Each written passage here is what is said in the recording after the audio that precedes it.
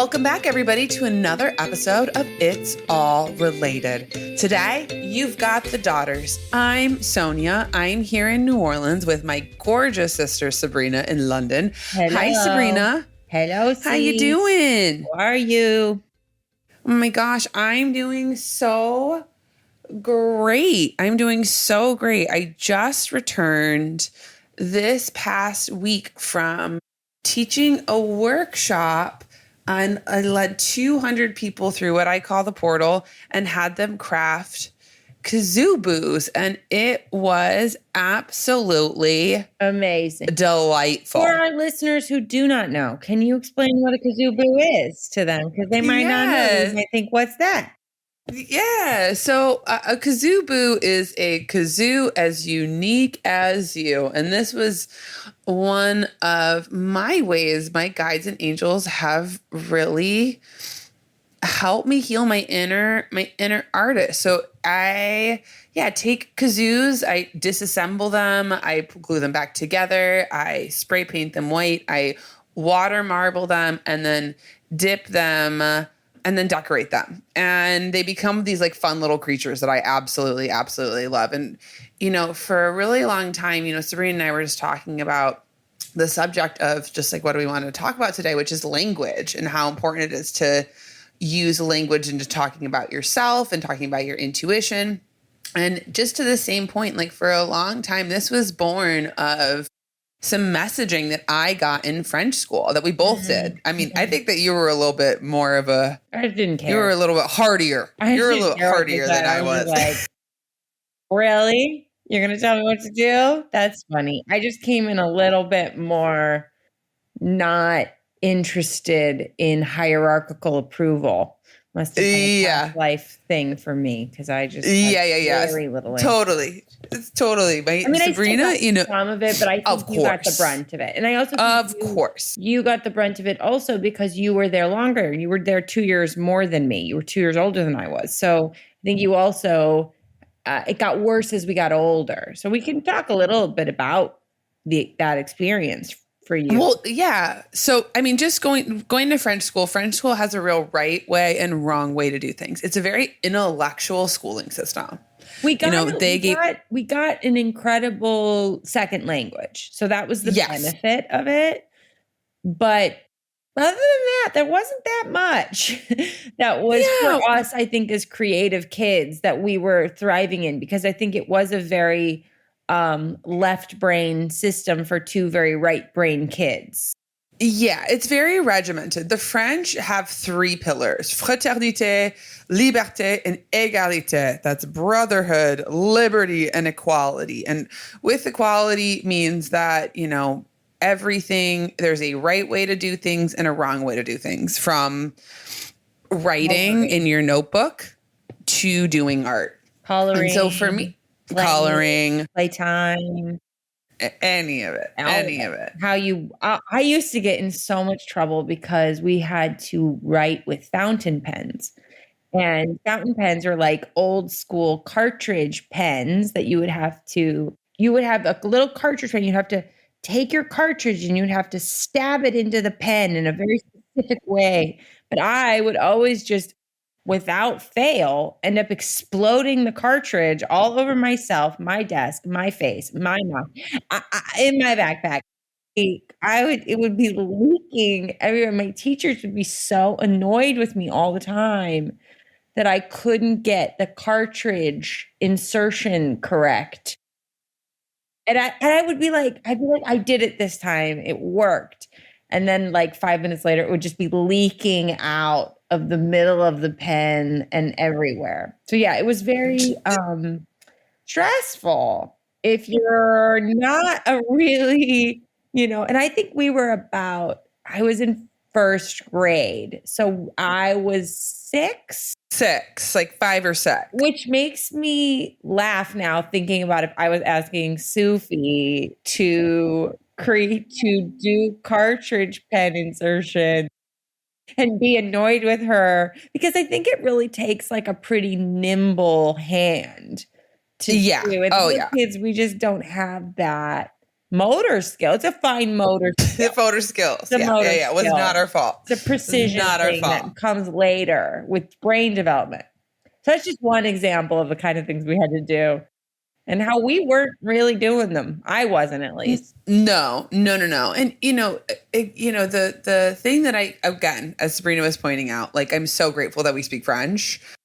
And at the same time, the French schooling system, I would say, is like the opposite of intuitive living because it's so linear and it's really so funny like that Mom found her way there in a way. Well, I mean, she found her way there because she went to France and and both our parents really wanted us to have a language. Yeah. And she was a Francophile and went to school, went to the Sorbonne. And, I don't think she had really, when I talk to her about it now, she had no idea what we were actually in for there. This is the 90s, guys. This is the 90s. This was 90s. People were not a different era about these sort of things. And there was no photos of the kids at school that get texted to you throughout the day with the online portal report card. No. We were pretty much left to our own devices after drop off to pick up time. And I think when Mom did realize how rigid it was, then we did eventually make an exit. Oh my gosh. We were too pretty. I mean, now we would be classified as neurodivergent kids. I mean, I was dyslexic and you had ADD. And so we were both not on the program at all. We already didn't fit in the box as psychic kids, and then we didn't fit in the brain box of not neurodivergent kids. Yeah. It's interesting because I think that probably is where, because we did have such like a deeply supportive environment through Mom's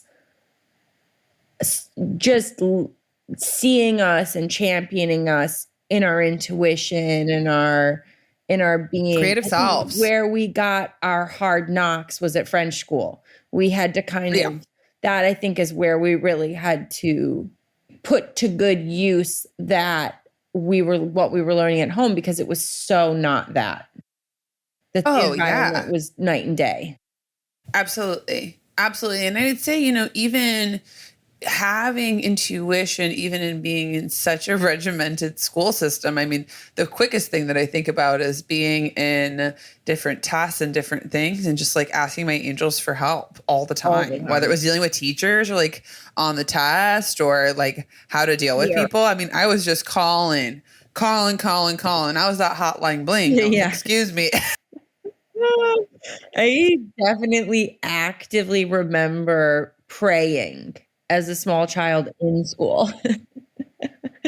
I remember using prayer as a tool to survive the day, to just be like, please help me. I'm so anxious. I feel so stressed. The other thing, I had a severe food allergy that we did not know about either. Good. And I was eating a lot of bread in French school. That was it's French school. Staple of the diet was quite a bit of bread. And I'm severely allergic to bread. So much. Our dad would make us homemade bread when we came home from school. I was just getting nailed over that. And it's so funny, like you think about it now, I'm 36 now. Like I think about it now and I was so ill all the time. And I was just so unwell. But with celiac disease, it's an interesting allergy because your body ends up just protecting itself.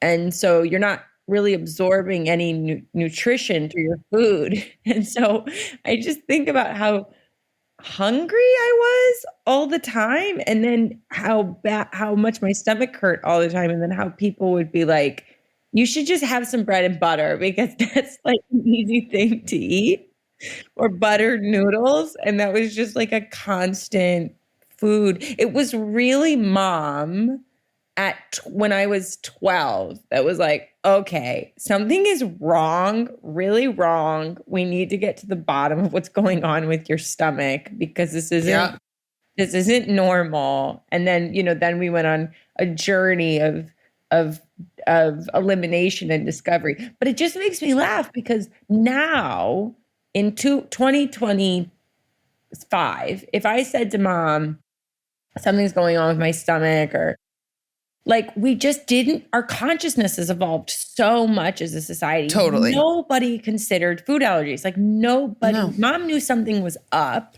Off. But it wasn't until I was in the ER that an ER doctor said to me, maybe this is a food allergy. You guys should look into food I'll allergy. never forget. I'll never forget. Jamie was sleeping over. My best friend at the time was sleeping over. Oh, yeah.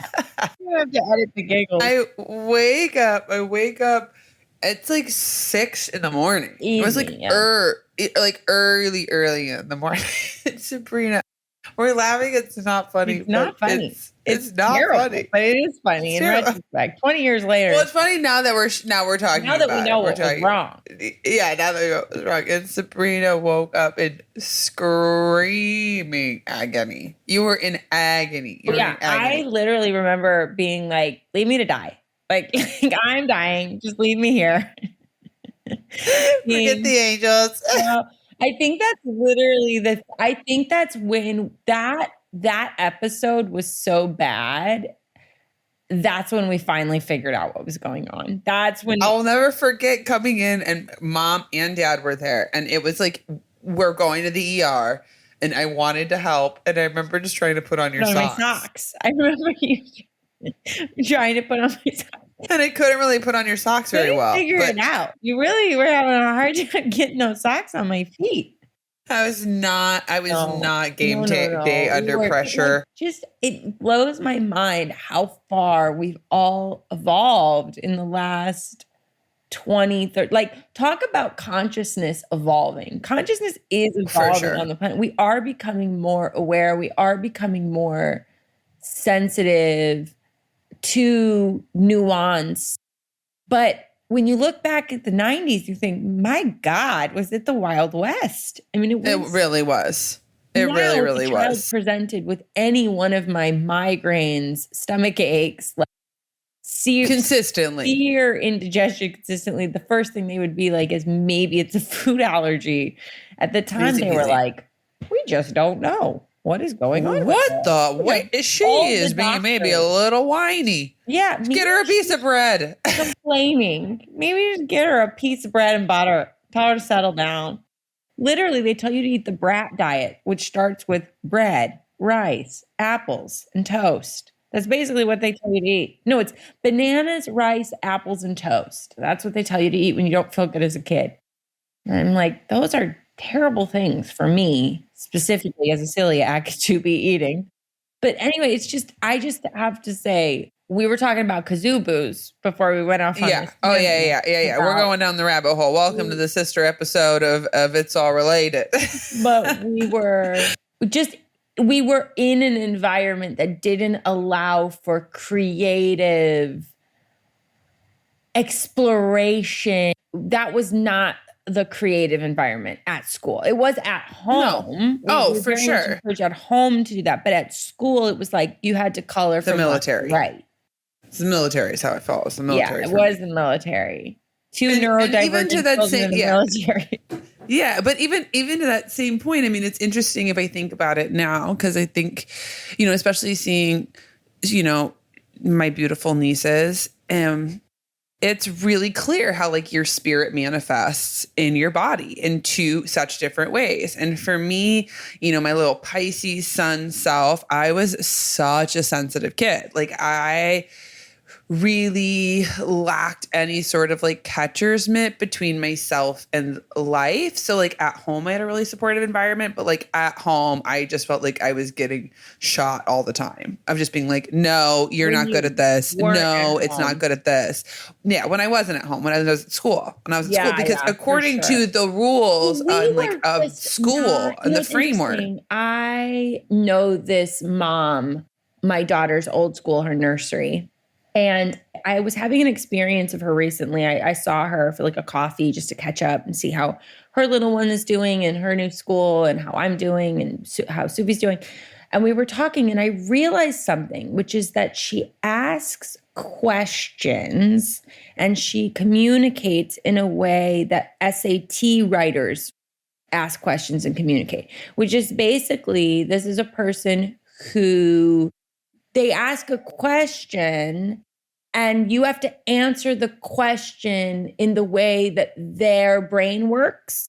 And I It's realized, like Jeopardy. yeah, it's like there's a certain kind of mental Answer. rigidity to Yeah. how she can receive and process information, but how she has interpreted that to herself is like the right way and the wrong way. This is the right way to answer a question. This is the wrong way to answer a question. This is the right way to look at rights. And it was an interesting realization for me, because I thought to myself, what about this person is so triggering for me? Like, why does she why do I sometimes enjoy her, and why do I sometimes find her incredibly triggering?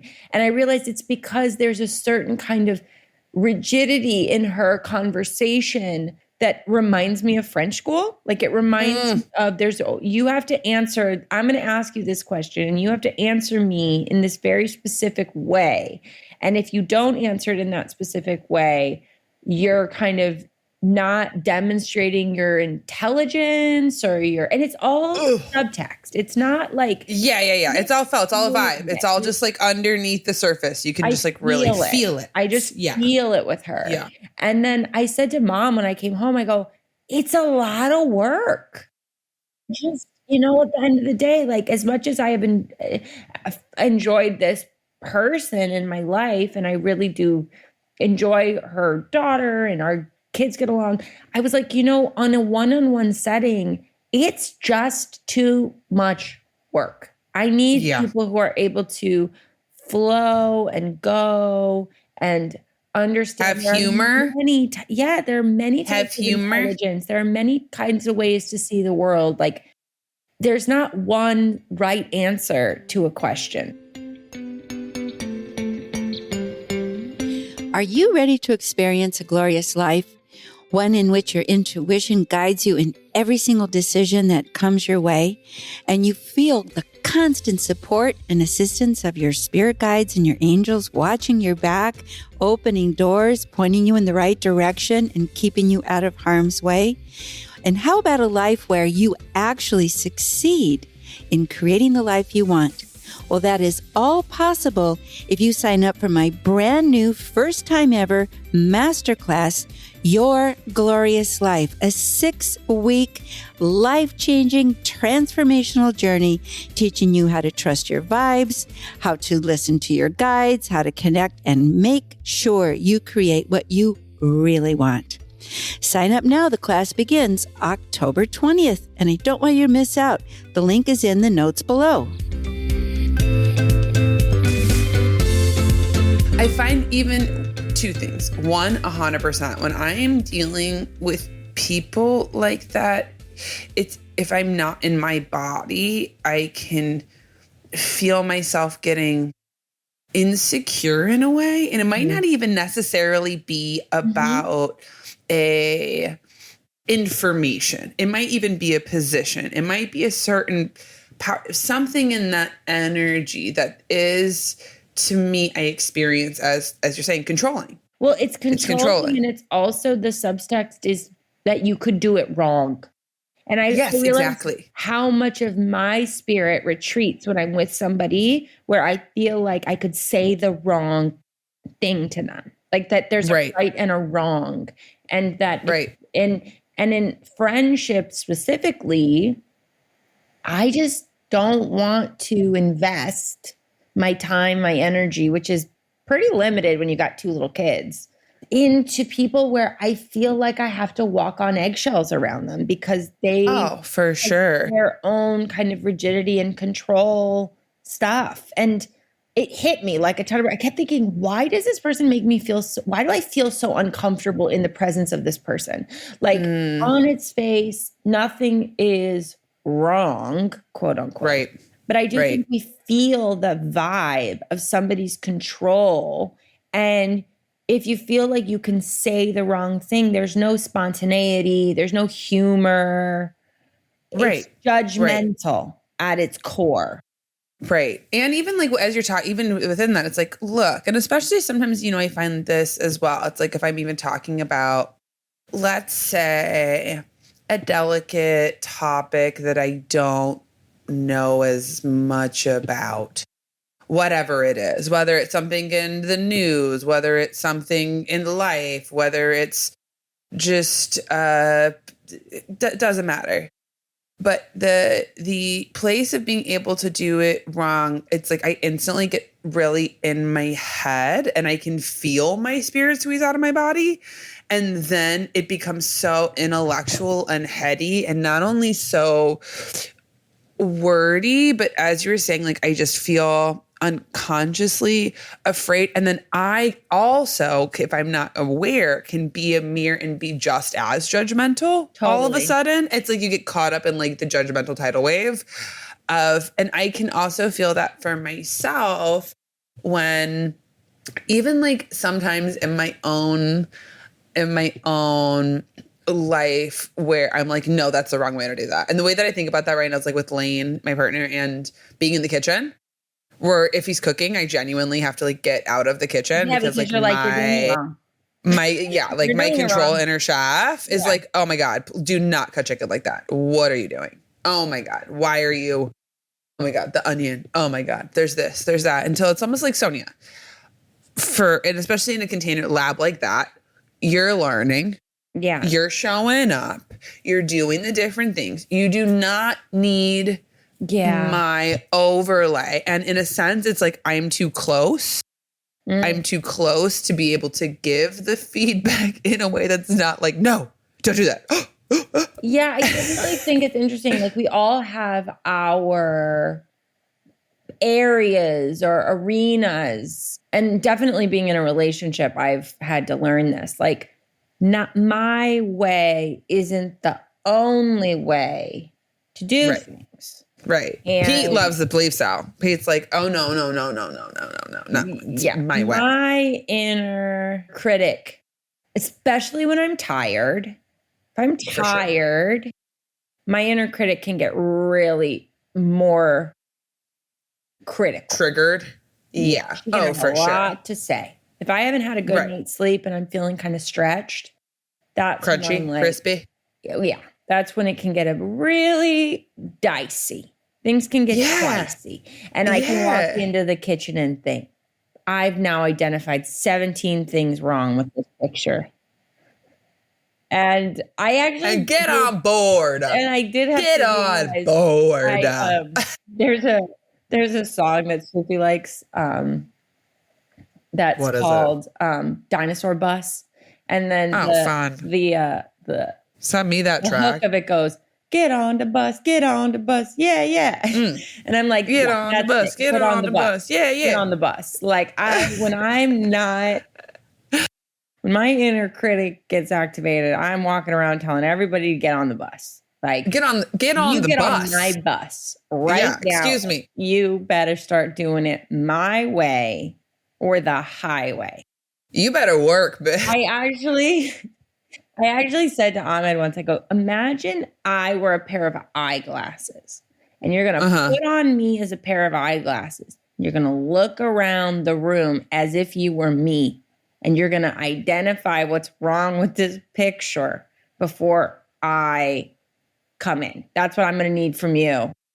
And he was like, okay. He was like, I love Ahmed because he was like, okay, I understand. I understand. I got the assignment. I got it. assignment. I realized that it's really just my control and my rigidity, ultimately, that it needs to be done a certain way. God, it must be hard for people who have to live in that energy all the time. Yeah, I live there maybe 10% of the very underslept part of my self life. But 90% of the time I'm able to like roll and go and do. Yeah. And be not in that. But when I am in that part of myself, my God, is it confining?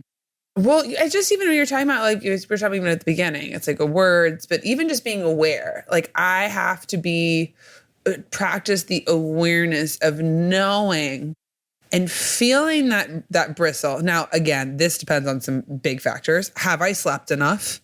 Am I in a space? Because like sometimes I know, Like my spirit knows, but like I just don't have the tools to access in the immediate moment. Sometimes Pete's like, I'm in control. Sometimes Pete's like, I'm in control and I don't care.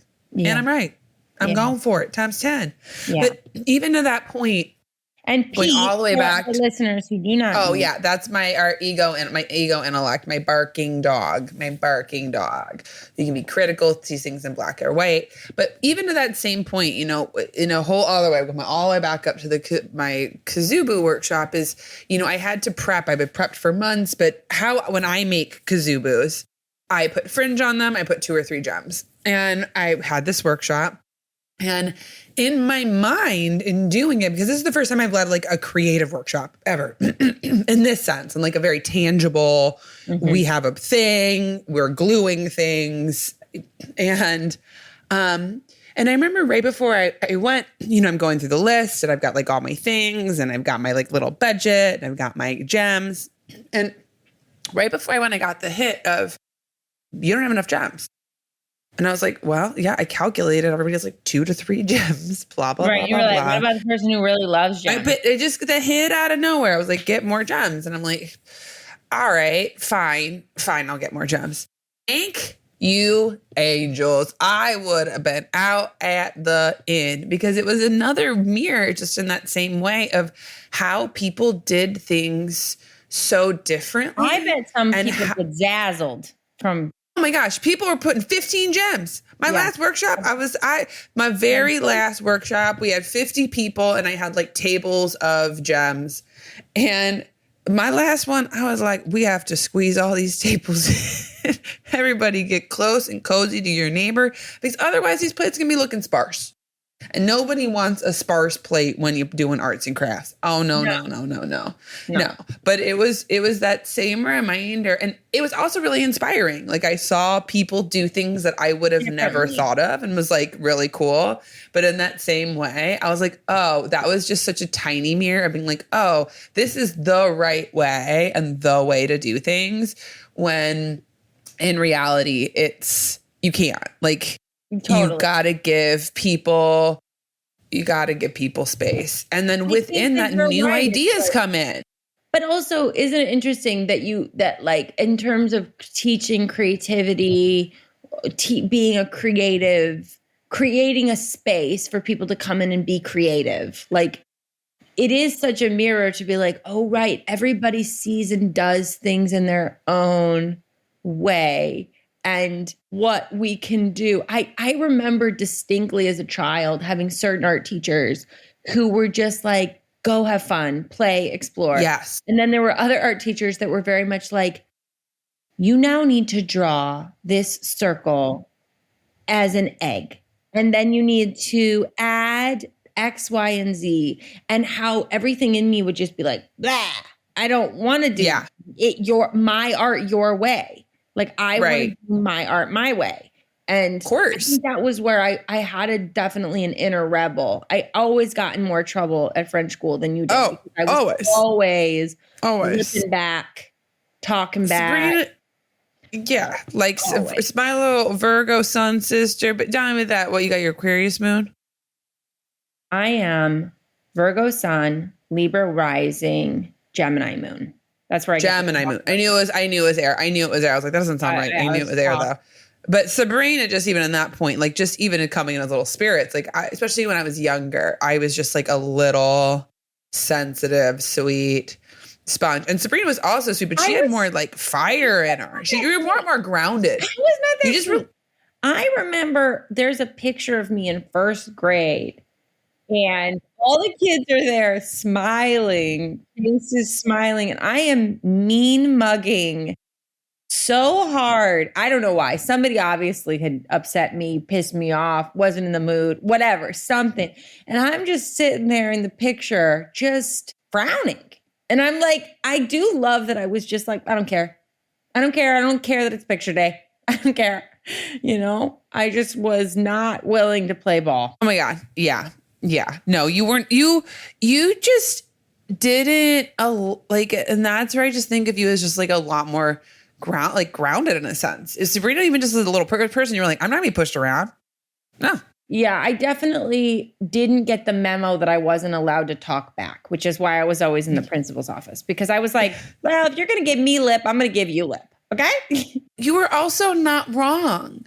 That's the other thing. Just like as we're like talking about, like you were just like not wrong. And we're just even talking about these things of like being in control. And I feel like adults especially try and exert their control over children so much more than other adults, just because they're, it's kind of the philosophy of like, because I said so.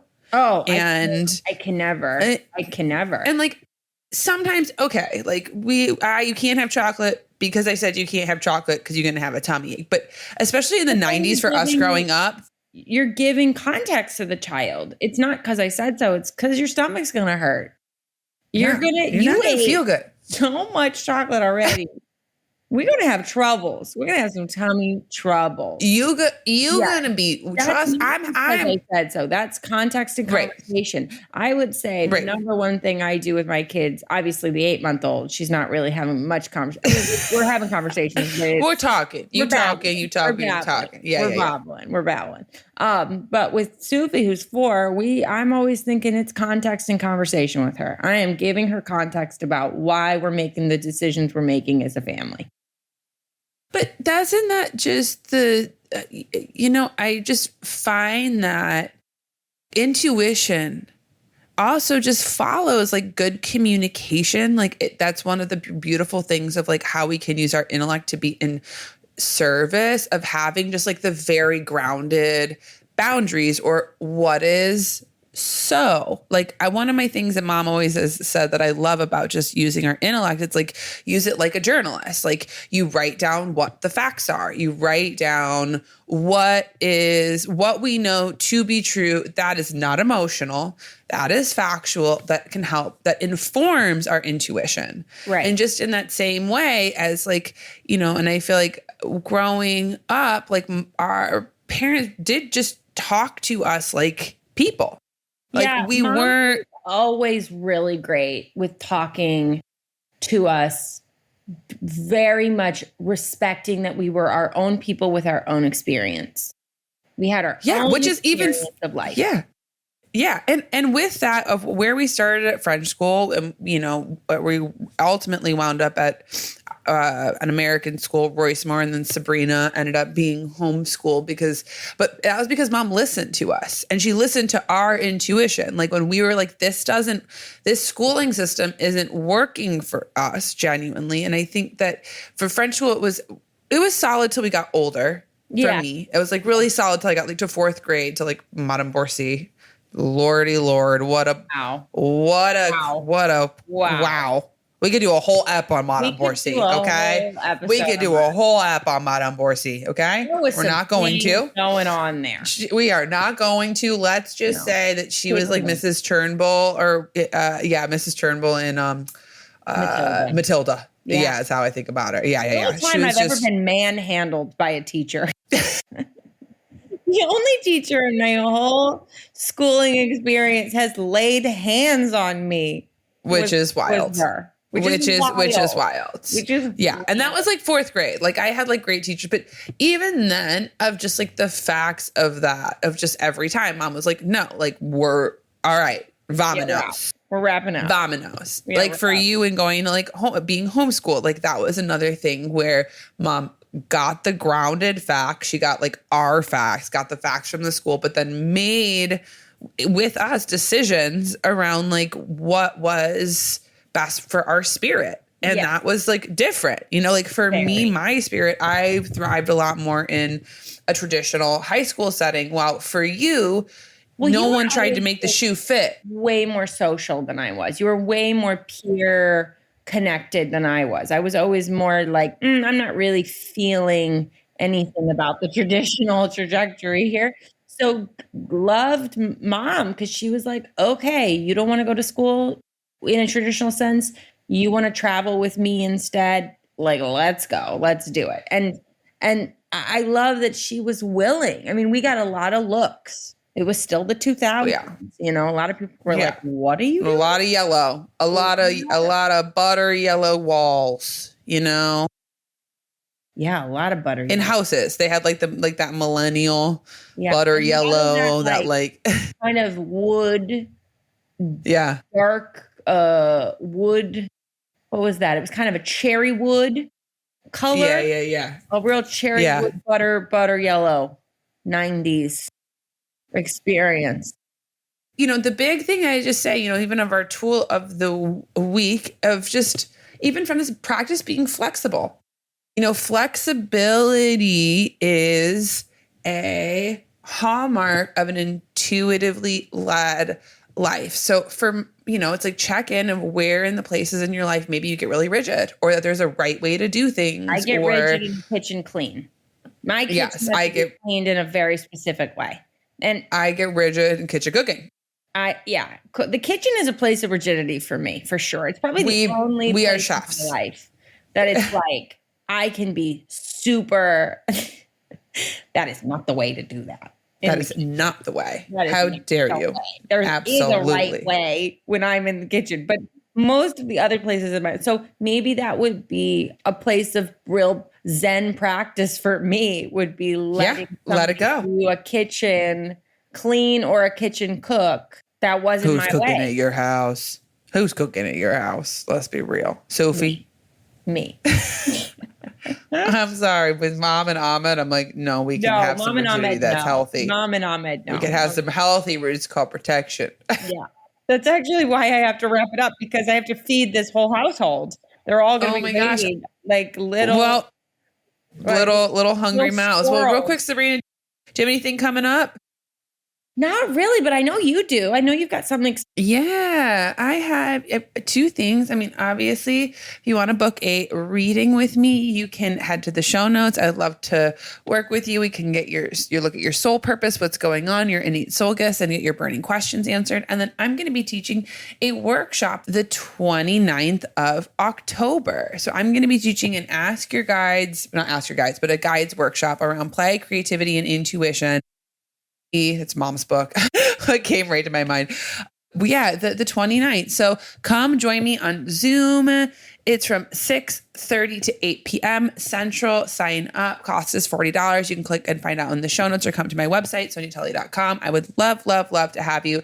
And unfortunately, we do not have time for question of the week this week, but you can write us next week. You can write us at It's All Related podcast questions. We absolutely, absolutely love to hear from you. And don't forget to join us on Circle. That's Mom's Vibe Tribe. Sabrina just taught literally yesterday, and I teach next Wednesday. Mom's the following week, right? Or beginning of November. You can find show notes with our mom. And I love it. I get just notifications in my inbox from just people who are different prayer requests, support, believing eyes. I mean, it is just an absolute delight. And it is an absolute delight. I love you so much. I love you so much. Thanks for tuning in. Don't forget to rate and subscribe. That helps us so much. And we'll see you next week. All my love. Love you, Sabrina. Bye.